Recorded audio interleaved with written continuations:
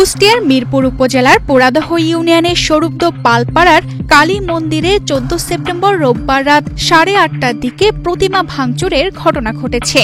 মন্দির কমিটি ও স্থানীয়রা জানান, কার্তিক ও সরস্বতী প্রতিমার মাথা ও হাত ভাঙচুর করা হয়েছে। এ ঘটনার সময় এলাকায় ছিল না বিদ্যুৎ এবং বৃষ্টি হচ্ছিল।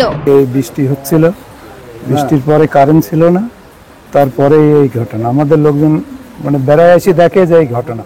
ওয়ালটন এখন দেশের সীমানা পেরিয়ে পৌঁছে গিয়েছে 50টিরও বেশি দেশে। ওয়ালটন, ঘরে ঘরে, বিশ্বজুড়ে। ওরা হয়তো সুযোগ পায়নি যে সম্পূর্ণ ভেঙে ফেলার আর কি। এখানে আসলে সম্পূর্ণ তো ভাঙতে পারেনি, যে অংশটা ভেঙেছে, আঘাত হয়েছে। এটা তো একটা খারাপ জিনিস। এই যাবত তো এই ধরনের কোনো ঘটনা আমাদের এখানে হয়নি।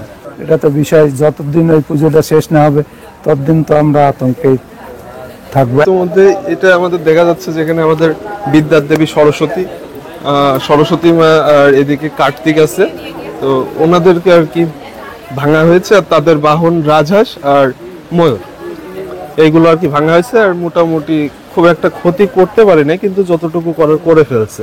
খবর পেয়ে police super Mohammad Mizanur Rahman, RAB 12 Kushtia ক্যাম্পের কোম্পানি কমান্ডার সুদীপ্ত সরকার ও রাজনৈতিক দলের নেতারা ঘটনাস্থলে যান। আইন শৃঙ্খলা বাহিনী তদন্ত শুরু করেছেন।